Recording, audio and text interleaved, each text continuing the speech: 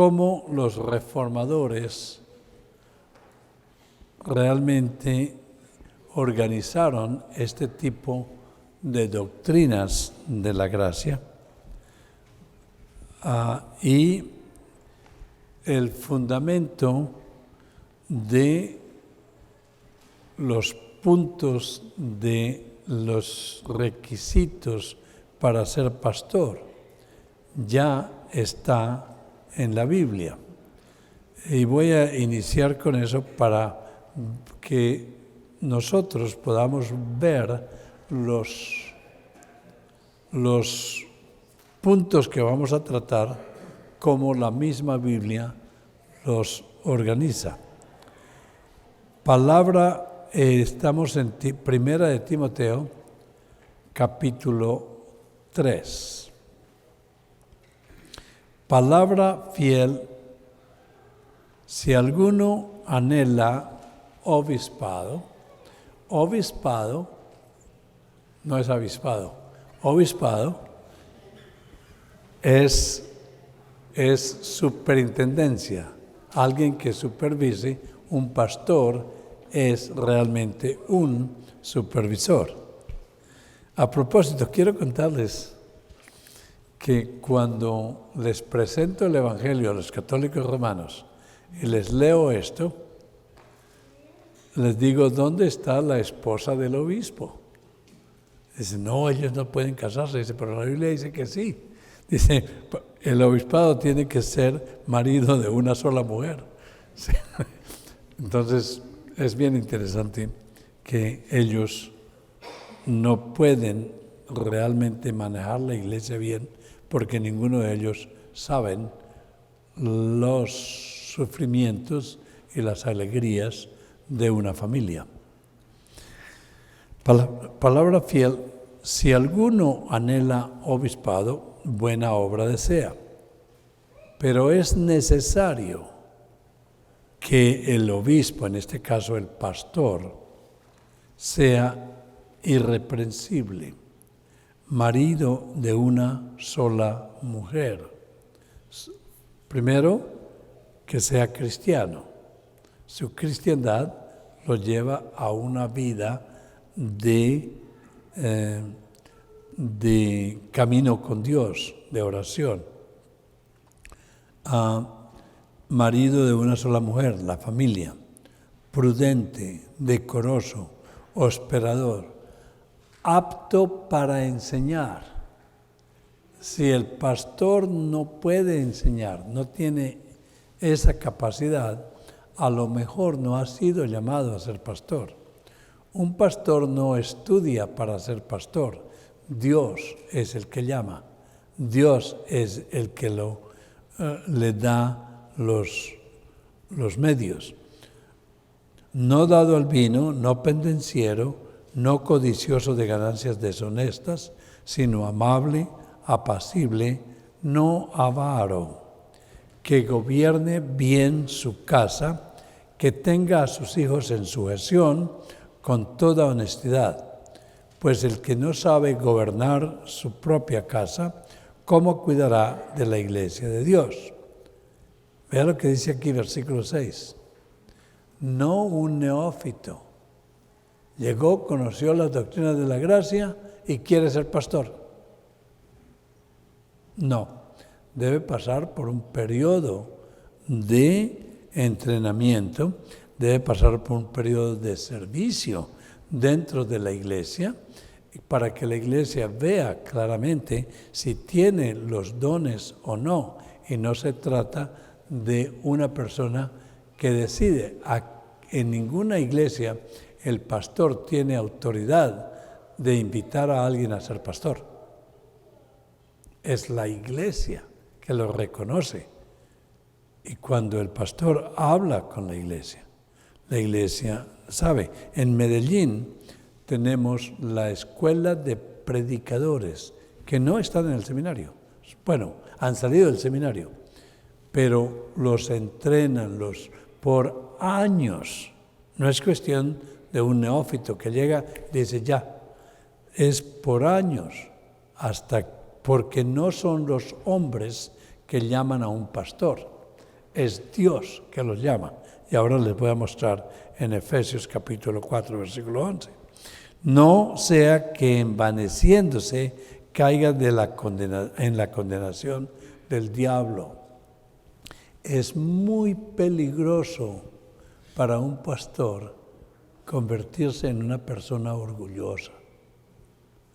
Este lugar del púlpito hay que cuidarlo como algo que pertenece al Santo Dios, porque existe la lujuria de predicar. Hay personas que les gusta hablar en público y les gusta que los vean y que los admiren y que todo esto, y tienen ese deseo de ir de iglesia en iglesia, y ese día el predicador va a predicar. Le aconsejé a los pastores, que realmente no todos los profesores podrán ser predicadores, ¿sí? Y que ellos tienen que cuidar su púlpito. Así hablen muy bonito, lo que sea, pero hay que conocer su doctrina, hay que conocer su corazón. Y en Medellín ya están haciendo lo mismo. No vamos a interrumpir a los predicadores que están predicando expositivamente para que una persona, porque vino de Estados Unidos, entonces hay que predicarle y hay que traducirle, y parte de la mitad se pierde en la traducción, y eso es robarle tiempo al Santo Dios y robarle tiempo a la comunidad. Sí, el peligro de vanagloriarse es increíble dentro de los predicadores. Que gobierne bien su casa, que tenga no un neófito, no sea que envaneciéndose caiga en la condenación del diablo. También es necesario que tenga buen testimonio, buena reputación con los de afuera, para que no caiga en descrédito y en lazo del diablo. Y luego en Efesios capítulo 4, versículo 11, dice: Dios es el que constituye estos pastores, y Él mismo constituyó a unos apóstoles. Ya los apóstoles no pueden existir, porque para ser apóstol tienen que haber conocido a Cristo personalmente, caminar con Cristo, y deben de ser llamados por Cristo. Cristo llamó a unos que no fue para apóstoles, sino discípulos. Mandó 70 a predicar, y solamente entre ellos habían 12 apóstoles que Él específicamente llamó. A otros profetas. Nosotros que presentamos la palabra de Dios, estamos profetizando, estamos proclamando las profecías que ya están en la Biblia. Ya no puede haber ningún profeta nuevo, porque la Biblia ya se terminó de escribir y ha sido canonizada. A otros evangelistas. Yo quiero decir que todos, la razón por la cual vivimos es para ser evangelistas. Estamos acá para expandir el reino de Dios. Pablo dijo claramente: quisiera irme al cielo, pero prefiero por ahora estar acá porque necesito presentar el evangelio. Esa es la razón por la cual vivimos. A otros pastores, ¿sí? Dios es el que llama, es Él el que constituye. Y a otros maestros. No todo maestro es pastor, pero todo pastor sí tiene que ser maestro. Y tiene que saber enseñar, explicar, a fin de perfeccionar a los santos. Es un objetivo de que la iglesia de Dios pueda darle gloria al Santo Dios y comiencen a vivir una vida pura, una vida que represente su santidad, para la edificación del cuerpo de Cristo, que es la iglesia. Bueno, en las doctrinas, entonces, la cuestión de la fe, como no tenemos mucho tiempo, vamos a tratar de adelantarnos un poco. Tenemos en la Reforma Protestante, y estaba hablando con alguien, que a la Iglesia se le olvidó qué fue lo que protestaron los protestantes. ¿Sí? Y lo que los protestantes protestaron fue exactamente en contra del arminianismo de la Iglesia Católica y del arminianismo que quiso volver al catolicismo romano. Dije Iglesia Católica, perdón, catolicismo romano, eso no es iglesia. Ok, entonces, se crearon 5 puntos principales. No se crearon, sino se desarrollaron, se obtuvieron de la Biblia. El primer punto se llamó una T, que significa que estábamos todos muertos en nuestros delitos y pecados. Totalmente depravados. ¿Qué quiere decir? No es que seamos tan malos como podríamos ser, sino que estamos muertos sin ninguna habilidad dentro de nosotros para creer o para hacer nada bueno, porque estamos muertos. Y depravado no quiere decir que sea extraordinariamente, sino incapacitado.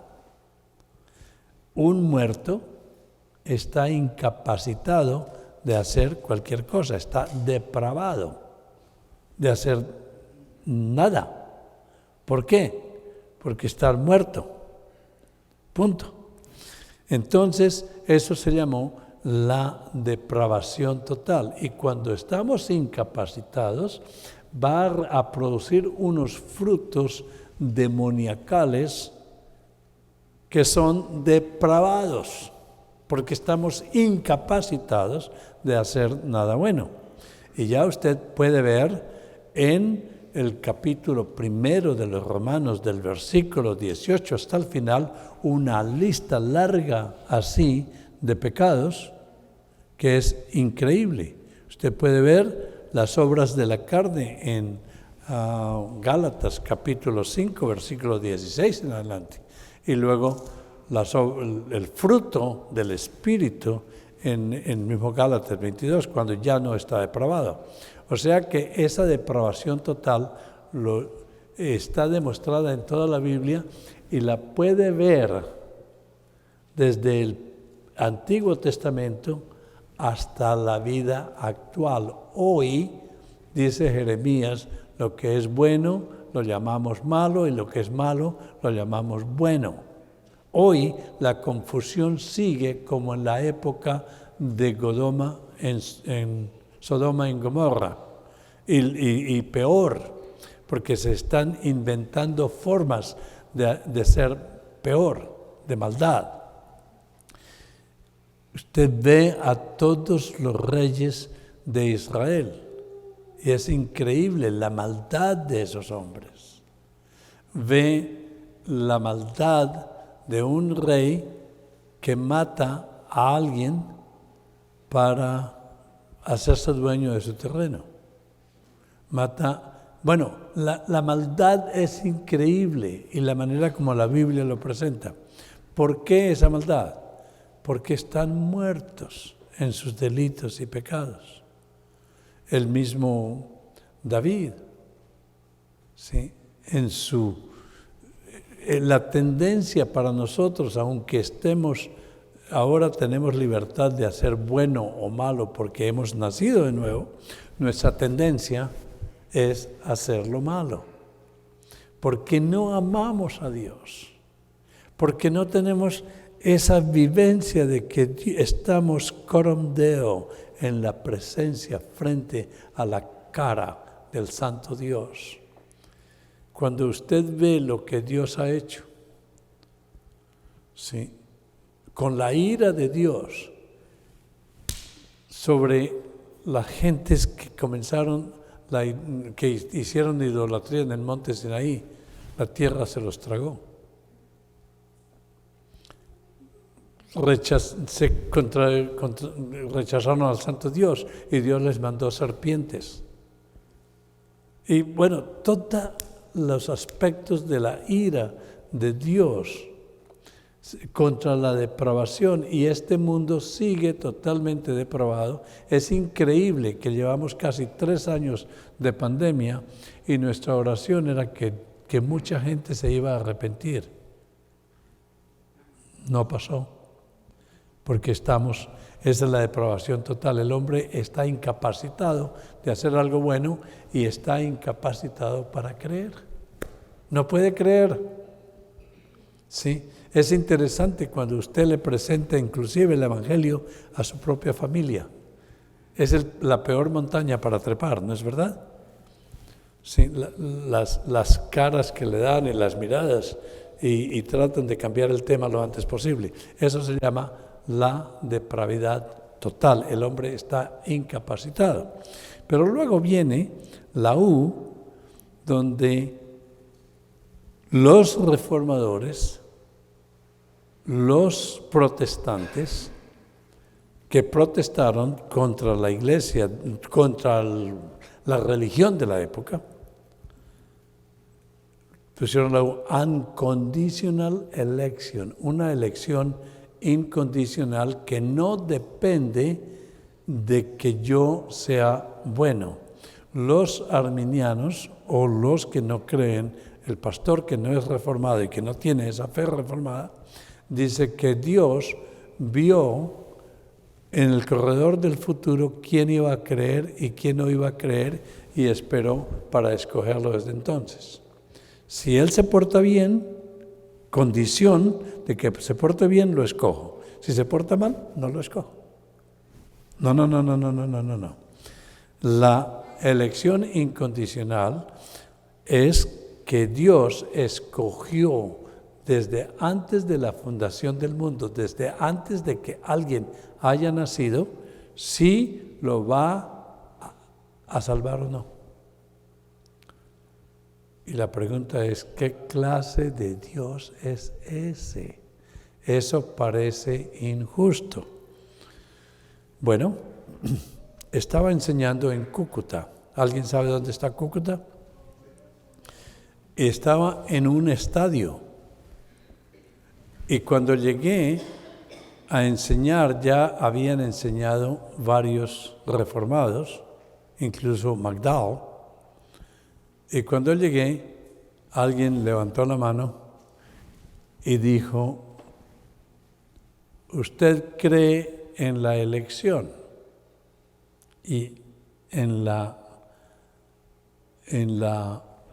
predestinación? Y yo dije, eso no importa. Que yo crea o no crea, no importa. Lo que importa es lo que la Biblia dice. Que usted crea o no crea, ¿qué diferencia hace? Entonces, un señor se levantó y el problema era que tenían un micrófono y dijo, si usted cree en la predestinación, usted cree que Dios es injusto. ¡Wow! Porque un Dios justo, ¿cómo va a crear de la misma masa gentes para deshonra, para condenación y otros para salvación? Y realmente me sorprendió. Y acuérdate, estamos en un estadio y es la primera vez que estuve en Cúcuta como profesor. Y le dije, ¿es su nombre Pablo? ¿Sabe una cosa? El tipo se llamaba Pablo. Digo, sí, ¿cómo lo sabe? Sí, le dije, porque es la misma pregunta que Pablo hizo. Y les comenté lo siguiente. Primero que todo, sí, En el capítulo 8 de Romanos, de versículo 29 en adelante, dice que Dios los predestinó, aquellos a quien conoció es aquellos a quien hizo, a ellos predestinó, y a los que predestinó los escogió, y a los que los llamó. Déjame leerlo para hacerle justicia a lo que la Biblia dice. Entonces estamos en Romanos capítulo 8, versículo 29.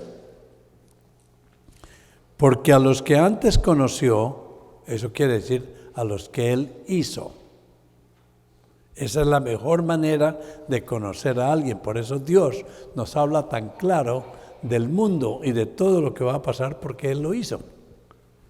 A los que conoció, también los predestinó para que fueran hechos conforme a la imagen de su Hijo, para que Él sea el primogénito entre muchos hermanos. Y a los que predestinó, a estos también los llamó. O sea que no llamó a todos, llamó solamente a los que predestinó. Yo aquí, en este momento, estoy llamando a todos. Y cuando presento el Evangelio en cualquier parte del mundo, estoy llamando a todos. Pero Dios eficazmente solamente está llamando a los que predestinó. Todos oyen, pero Dios no le da oídos, sino solamente a los que predestinó. ¿Sí? Entonces, y a los que predestinó, a estos también llamó eficazmente. Y a los que llamó, a estos justificó. ¿Qué quiere decir? Los declaró no culpables. No es que los declare buenos, sino no culpables. Y a los que justificó, a estos también glorificó. ¿Qué pues diremos a esto?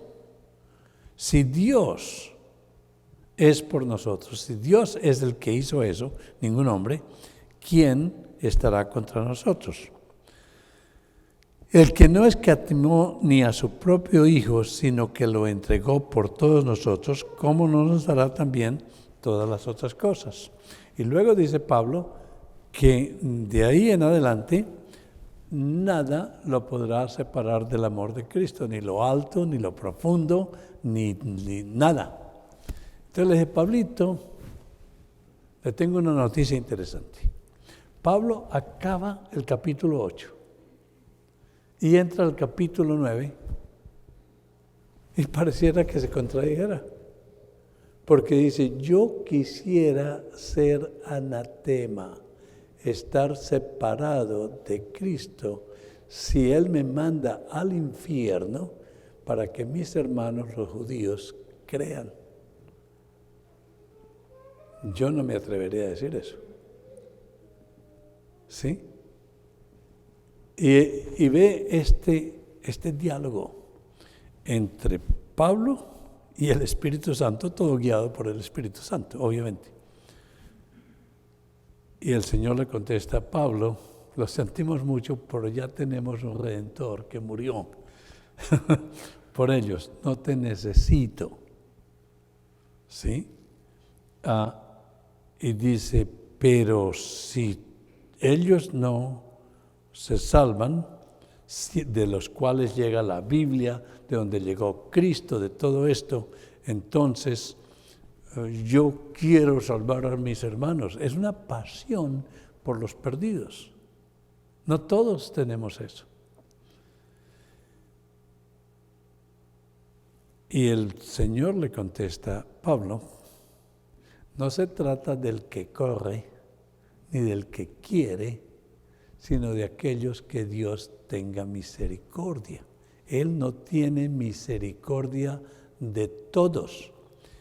Tiene misericordia para darles la comida, el desayuno, el tiempo, el clima, pero eternamente Dios solamente ama a sus escogidos. Suficiente para llevarlos al cielo. Dice, de los que Dios tiene misericordia. Y Pablo dice, en muchas palabras, eso es injusto. El Señor le contesta, injusto. Es que no se trata de justicia. Por justicia no escogería a nadie porque todos son culpables y a todos mandaría al infierno. Pero por misericordia he escogido desde antes de la fundación a unos. Y Pablo se enfurece más.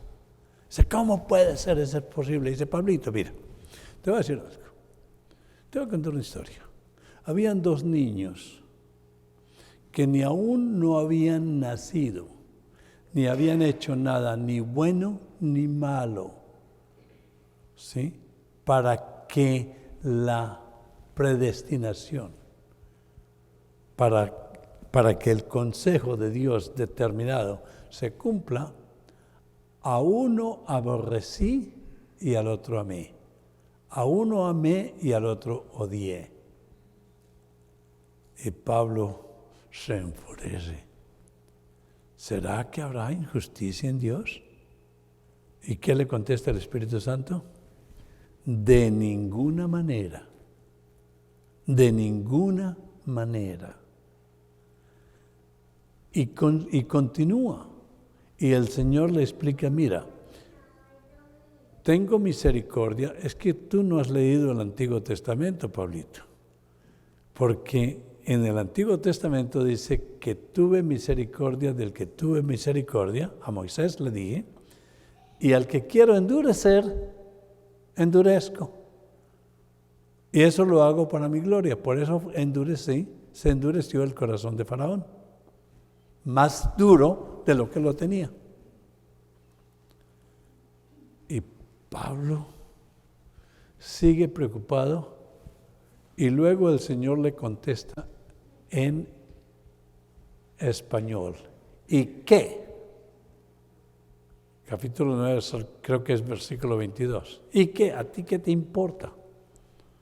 ¿No tengo yo, el soberano Dios, derecho de hacer lo que a mí se me venga en gana? Lo que ya yo he predestinado desde antes de la fundación del mundo. Y no puedo hacer del mismo barro vasos para honra y vasos para deshonra. ¿Y desde cuándo tú te atreves a preguntarle al Santo Dios, ¿quién eres tú? Eres una criatura. ¿Sí? ¿Desde cuándo? Y con Job, ¿desde cuándo te pedí consejo dónde voy a colgar mi luna y mis estrellas y el sol? Está hablando de lo que iniciamos, la soberanía del Santo Dios.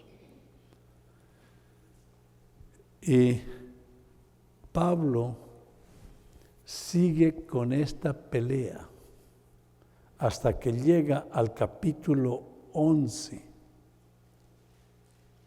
Y el último capítulo, el último versículo, termina con una doxología, ¿sí? Diciendo, oh, qué inaccesibles son tus pensamientos y tú. Lo voy a leer porque ese día decidí presentar eso, pero no era lo que yo iba a enseñar. Si abren el capítulo 9, lo leemos lo más rápido posible, porque estoy convencido de que yo les diga no los convence, pero lo que la Biblia les dice sí los va a convencer. Verdad digo en Cristo, no miento, y en mi conciencia me da testimonio por el Espíritu Santo que tengo gran tristeza y continuo dolor. Estoy leyendo capítulo 9 de Romanos. En mi corazón, porque deseara yo mismo irme al infierno, ser anatema, separado de Cristo. Pablo, pero usted dijo que nadie lo puede separar de Cristo. Por amor a mis hermanos, que son mis parientes según mi carne, que son israelitas, de los cuales son la adopción, la gloria, el pacto, la promulgación de la ley, el culto y las promesas. ¿De quiénes los patriarcas llegaron? Y llegó Cristo ahí, el cual, y cuando menciona a Cristo, cae de rodillas, el cual es Dios sobre todas las cosas, bendito por los siglos, amén. Cada vez que menciona a Cristo, lanza doxología, gloria. Y luego Dios le contesta, no que la palabra de Dios haya fallado, Pablo, porque todos los que descienden de Israel, no todos los que descienden de Israel son israelitas, no todos los hombres que viven y mujeres que viven en este mundo son hijos de Dios, no todos. Ni por ser descendientes de Abraham son todos hijos, sino en Isaac será llamada descendencia. Esto es, no los que son hijos según la carne son los hijos de Dios, sino que los son según la promesa, el pacto con Abraham, contados como descendientes, porque la palabra de la promesa es esta: por este tiempo vendré y Sara tendrá un hijo. Pablo te va a contar una historia, no solo esto, sino también cuando Rebeca concibió de uno, de Isaac, nuestro padre, pues no habían aún nacido ni habían hecho nada mal ni bueno, para que el propósito, la predestinación de Dios, conforme a la elección, permanece, no por las obras, sino por el que llama. Se dijo, al mayor servirá al menor, como está escrito, a Jacob amé y a Esaú aborrecí. ¡Auch! ¿Qué clase de Dios es este? Y la respuesta es, Pablo se enfurece y dice, ¿qué pues diremos? ¿Que hay injusticia en Dios?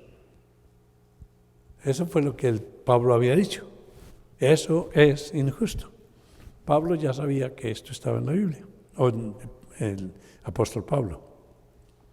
Y responde, de ninguna manera, pues a Moisés dije, tendré misericordia del que yo tenga misericordia y me compadeceré del que me compadezca. Así que no depende del que quiere, porque no quiere, nadie quiere, estamos depravados, ni del que corre, sino de Dios que tiene misericordia. Esa es la fe que Dios nos da.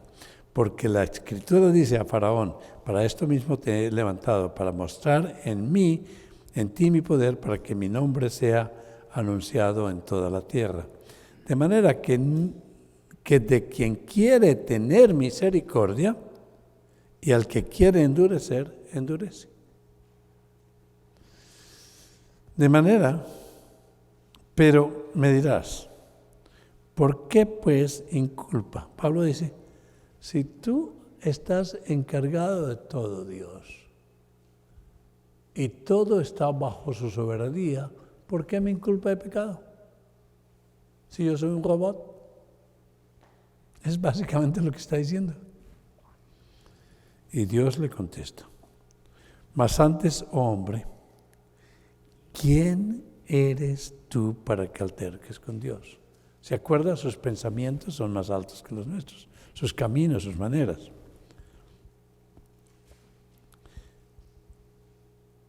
¿Por qué pues, más antes, ¿quién eres tú, oh hombre, para que alterques con Dios? Dirá el vaso de barro al que lo formó, ¿por qué me has hecho así? O sea que no tenemos ni siquiera derecho de preguntarle al santo Dios. ¿O no tiene potestad el alfarero sobre el barro para hacer de la misma masa un vaso para honra, para gloria, para salvarse, y otro para el infierno, para deshonra? Estas son verdades difíciles.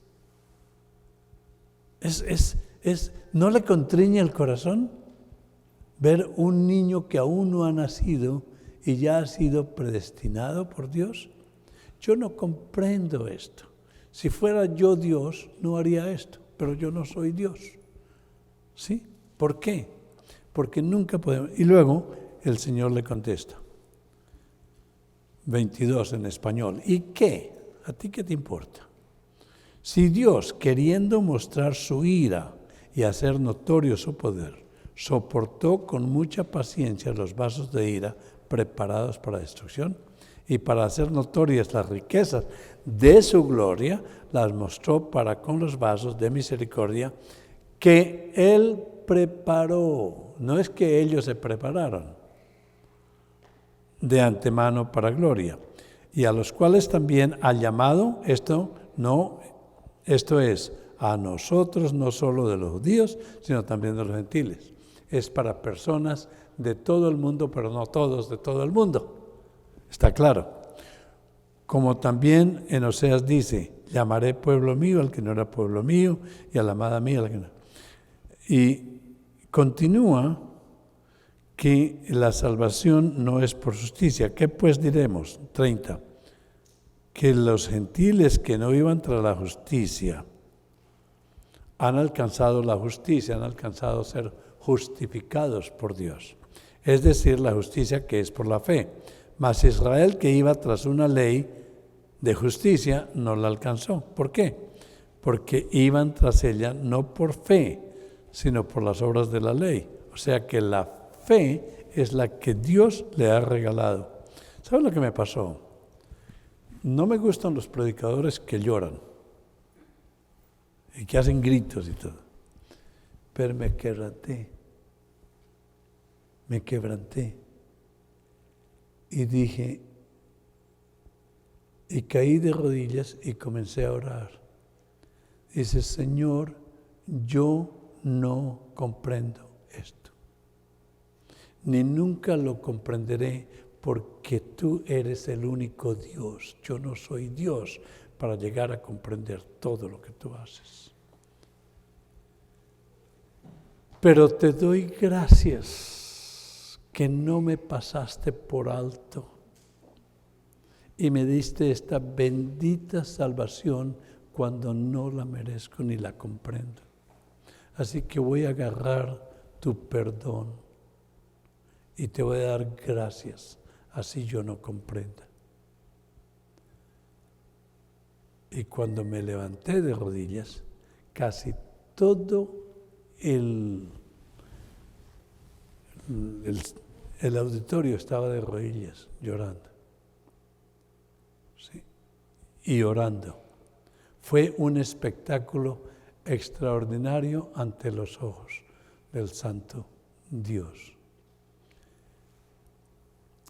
Y cuando me levanté, Pablo agarró el micrófono otra vez y dijo, esto es extraordinario. No puedo esperar hasta este domingo para ir y predicar esto en mi iglesia. ¿Y qué usted cree que le dije? Va a destruir la iglesia porque tiene que ir poco a la vez. Tiene que enseñar esas doctrinas con compasión, con ternura, con cariño. Sí, porque estas son unas cosas difíciles de comprender. Sí. Y se me olvidó lo que pasó. Luego llegamos a una doctrina que es muy difícil de entender, que es la L, expiación limitada expiación. Y esa L significa que Cristo no murió por todos. Su muerte y su sacrificio y su obra fue limitada solamente para los que Él ha escogido desde antes de la fundación del mundo. Y esta L es la que la gente dice, yo creo en 4 puntos, pero no pueden creer en la expiación limitada. Y cuando le comento a teólogos como R.C. Sproul lo que hice, casi me sacan de la iglesia, en chiste. No, lo que hice fue simplificar la L. No la presenté en una forma profunda como los teólogos y los catedráticos lo presentan.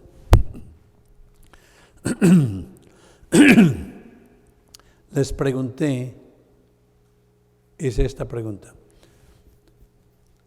Levanten la mano los que han sido elegidos por Dios y están seguros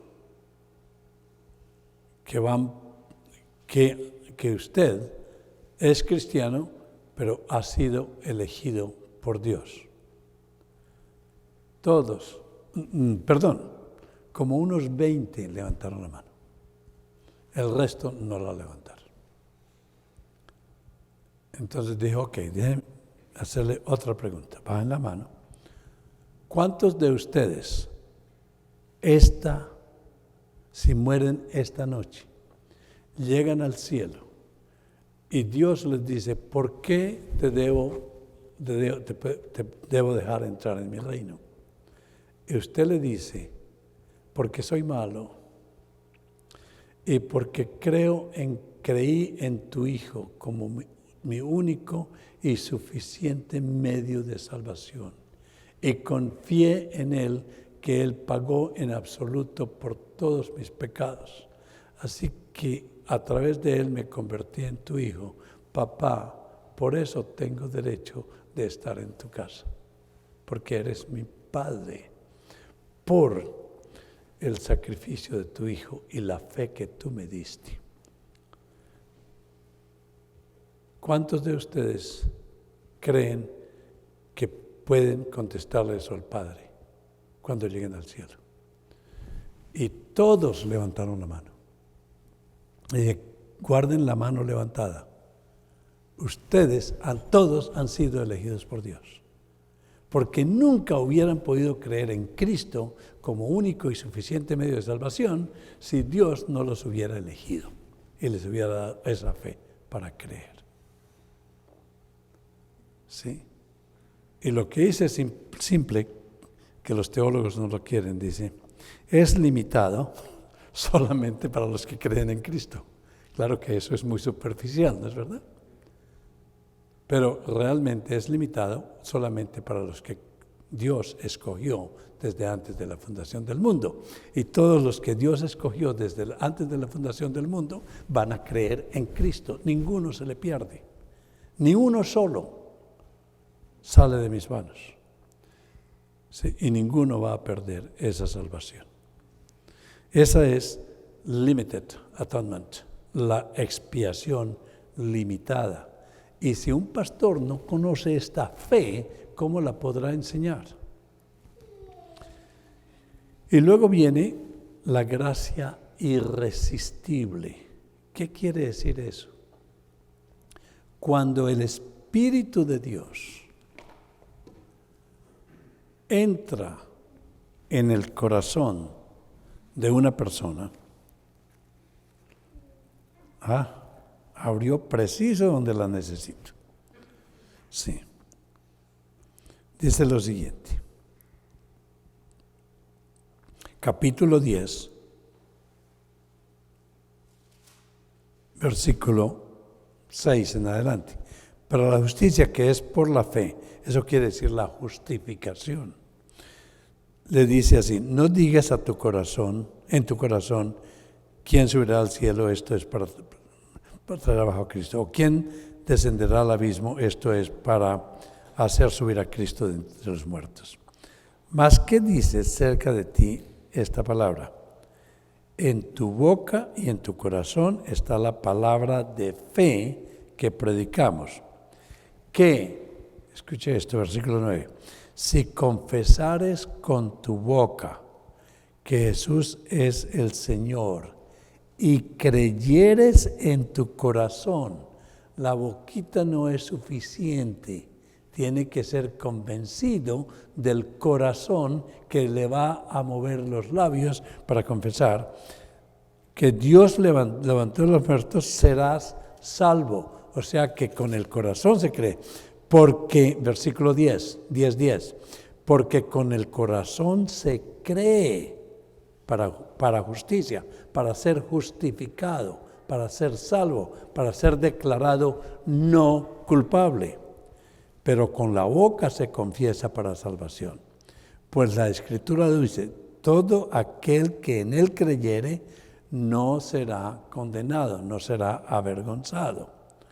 Porque no hay diferencia entre el judío y el griego, pues el mismo que es Señor de todos es rico con todos los que le invocan, Partes de los judíos van a creer, partes de los gentiles van a creer, pero de todo el mundo hay gente que va a creer, de todo el mundo. Porque todo aquel que invocare el nombre del Señor será salvo. ¿Y cómo lo invocarán? Si el pastor no sabe nada de esto. ¿Cómo lo van a invocar si el evangelista no sabe nada de esto? El evangelista va con su propio poder a hacer cristianos. Yo estuve en Perú, donde un hombre llegó en su avión y dijo a todos los pastores que ya eran reformados o que estaban aprendiendo en Sullana, en Perú, y dijo: mi propósito de estar aquí en Sullana, Perú, es levantar por lo menos 1,000 personas más para Cristo, para salvarlos. Hoy yo los voy a salvar, porque ya he salvado 35,725.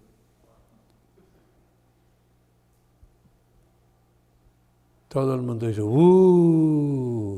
y lo sacaron en procesión. ¿Por qué? Nosotros no salvamos a nadie. Nuestro trabajo es presentar el evangelio a todos, porque nosotros no sabemos quiénes son los escogidos.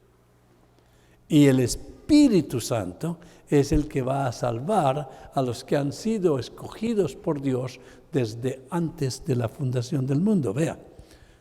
¿Y cómo pues invocarán a aquel en el cual no han creído? ¿Y cómo creerán en aquel de quien no han oído? Estamos solamente en la fe, la primera F. ¿Y cómo irán sin haber quien les predique? Escuche esto. ¿Y cómo predicarán si no fueren enviados? Es el Señor el que manda. Y como está escrito: cuán hermosos son los pies de los que anuncian la paz, de los que anuncian buenas nuevas. Mas no todos obedecieron al evangelio. Pues Isaías dice: Señor, ¿quién ha creído nuestro anuncio? No todos. ¿Se acuerda? Isaías, Dios lo manda a predicar, le dice: y no te van a creer. Ezequiel, vete. Pero Ezequiel, en el capítulo 2, Dios le dice: mira, trágate este librito. Y cuando te lo comas, deja que este libro te corra por las sangres y por el corazón y por la mente, que esté totalmente inundado de la verdad del evangelio. Y no seas pagano como los demás. Léalo y crea. Y cuando vayas, nadie te va a creer. ¿Sí? Hay algunos que van a creer, otros no. Y es como si estuvieras, que si las miradas pudieran matar, estarías muerto. Mas así, versículo 17, oiga esto: así que la fe es por el oír. Pero nadie puede oír. Así que el oír debe llegar por Dios abrirle el oído con la palabra. ¿Nota eso? Así que la fe es por el oír, y el oír por la palabra de Dios. Pareciera que eso es que debería decir y para oír la palabra de Dios. No. No puede oír la palabra de Dios si Dios no le da los oídos o sea que Dios. Pero digo, no han oído, antes bien, por toda la tierra ha salido la voz de ellos, y hasta los fines de la tierra sus palabras. Entonces, pero note que Pablo, al final del capítulo 11, cuando ve estas verdades que él mismo no puede comprender, que él mismo está luchando para entenderlas, ¿cómo vamos nosotros a criticar a un pobre arminiano sin tratarlo con cariño y explicarle? Si Pablo mismo tuvo este problema serio. Y Pablo, cuando Dios lo convenció, ¿qué hizo? Cayó de rodillas. Y dice, capítulo 11, versículo 33. Oh, profundidad de las riquezas, de la sabiduría y de la ciencia de Dios. Cuán insondables son sus juicios e inescrutables sus caminos. ¿Quiénes somos nosotros para altercar con Dios? Porque ¿quién entendió la mente del Señor? ¿O quién fue su consejero? ¿O quién le dijo a él primero para que le fuese recompensado? Porque de él y por él y para él son todas las cosas. A él sea la gloria por los siglos. Amén. ¡Wow! ¿Por qué usted cree esto? Porque la Biblia lo dice y Dios lo dijo. ¿Cómo voy a entrarme en la mente de Dios? ¿Sí? ¿Cuántos que están con una pena de muerte, el gobernador escoge al quien él quiera y le perdona la vida? ¿Sabían eso? Usted no va donde el gobernador con su perdón y le dice: señor gobernador, usted me perdió la vida, pero ¿por qué no le perdona a todos los otros? Coge su certificado de perdón y cae de rodillas y da gloria y gracias al santo Dios. Y si está preocupado por los otros, usted lleva el evangelio a los demás. ¿Quiénes somos nosotros para decirle a Dios lo que debe hacer? Y luego, las siguientes doctrinas de la fe reformada está la I. Cuando Dios le toca el corazón a esta persona de esta manera, esa persona no puede decir no a Dios. Irresistiblemente corre, como cuando usted está en el desierto y lleva 3, 4 días sin encontrar agua y ve el agua. Usted no puede decir no, porque irresistiblemente ya está en su corazón. Dios es el que lo salva, no yo me salvo a mí mismo. Esa es la gracia irresistible. No podemos decir no porque está mucho más allá de nosotros. Pero si Dios no toca a alguien, esa persona está diciendo no, porque todavía está muerta. Y la P es que esta salvación nunca se pierde porque Dios preserva a los... Filipenses capítulo 1, versículo 6, lo que Dios comenzó, Él lo va a mantener hasta el final. No soy yo el que hago cosas buenas. Es la fuerza del Espíritu Santo en nosotros, como cristianos, que nos lleva a demostrar nuestro cristianismo con un cambio fundamental de vida, con una transparencia exclusiva, con un amor por los hermanos, en una forma irresistible, que siente cariño y amor y gozo cuando su enemigo le pasan cosas mejores que a usted.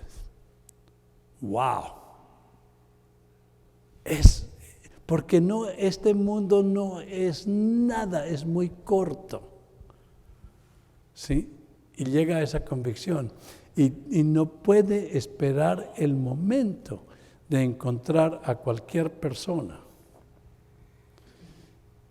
para presentarle el Evangelio. Es irresistible porque lo lleva en su mente y en su corazón con una fe increíble que usted no la creó, Dios se la regaló. Y luego, las otras doctrinas de la fe, acá, es las doctrinas esenciales de la Reforma Protestante que se nos olvidó. ¿Sabía usted que la mayoría de la iglesia protestante olvidó lo que protestó? Y volvieron a estas doctrinas. ¿Por qué? El catolicismo romano, que estaba de época, solamente los hombres salvan, no Dios, con el bautizo. Luego, cuando peca, ya no va a Cristo, sino va a un hombre. El sacerdote le da la absolución y queda salvo. Y luego, cuando peca, pierde su salvación y tiene que ir a Cristo. No va al sacerdote y lo salva. Y se va a morir y el sacerdote le da los últimos óleos. Y cuando se muere, el sacerdote, le pagan al sacerdote para que lo saque del purgatorio. ¿Ah? Luego, pierde la salvación en cualquier momento. ¿Por qué?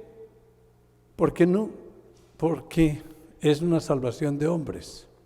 Cuando Dios le da la salvación a una persona, esa persona no la pierde. Y en la carta de Juan dice bien claro que salieron de nosotros, ¿por qué?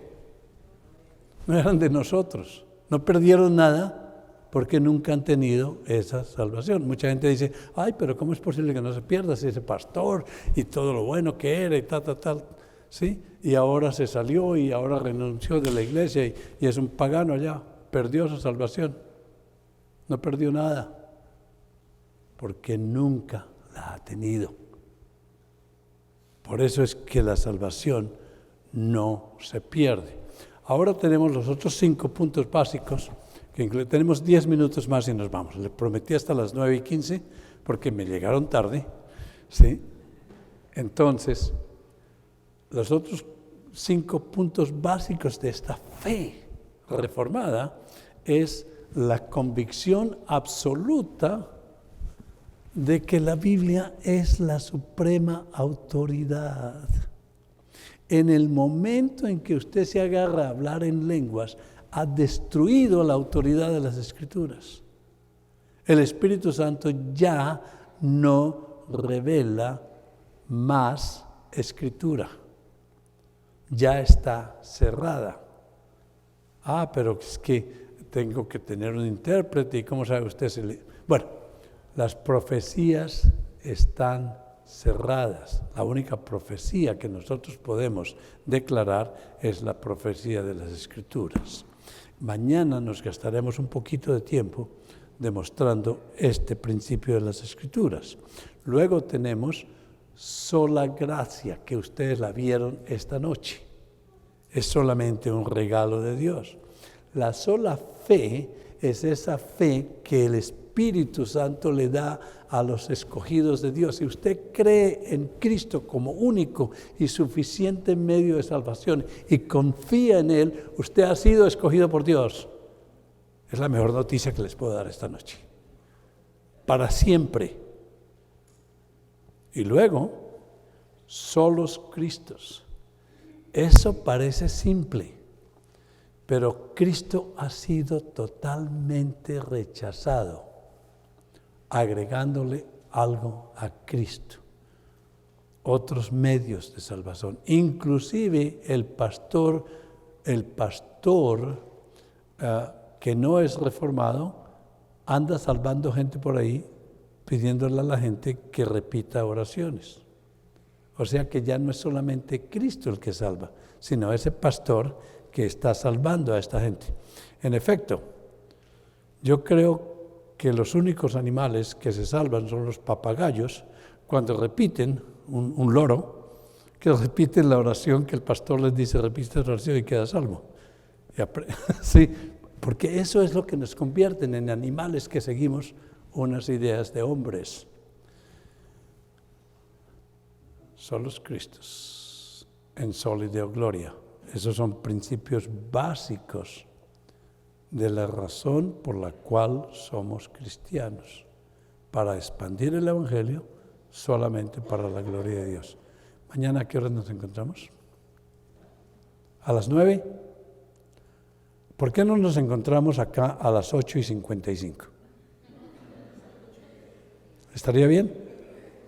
Y comenzamos a las 9. Nos van a dar un desayuno tremendo, un almuerzo tremendo, así que, y luego una merienda grande y toda paga por el Seminario Reformado Latinoamericano, así que les damos el dinero para eso. Y mañana entonces sacamos unas fotografías para ustedes van a estar en las manos, su fotografía va a estar en las manos de 4.500 gringos que van a hacer la carta del mes. Yo creo que Dios ha destinado esta ciudad tan grande, más de 2 millones de hispanos, sin conocer las doctrinas de la gracia. ¡Wow! ¡Qué oportunidad para todos nosotros! Sí. Bueno, pastor, nos cierra en oración. Padre Santo, bueno, misericordioso, gracias te damos por tu bondad y misericordia que has tenido con nosotros. Estamos muertos en nuestros delitos y pecados, has tenido grande misericordia, Señor, dándonos a tu Hijo y dándonos la fe para creer. Gracias te damos, Señor, por esa gran misericordia y gracias también por este tiempo que tenemos de aprendizaje y de comunión. Y te rogamos, Señor, para que nos des un descanso esta noche, preparador, que mañana tengamos con ánimo, ganas de aprender y de conocerte más. Y también que uses al Maestro para que podamos todos ser edificados. Quedamos, Señor, en tus manos, en el nombre de Cristo Jesús. Amén. Amén.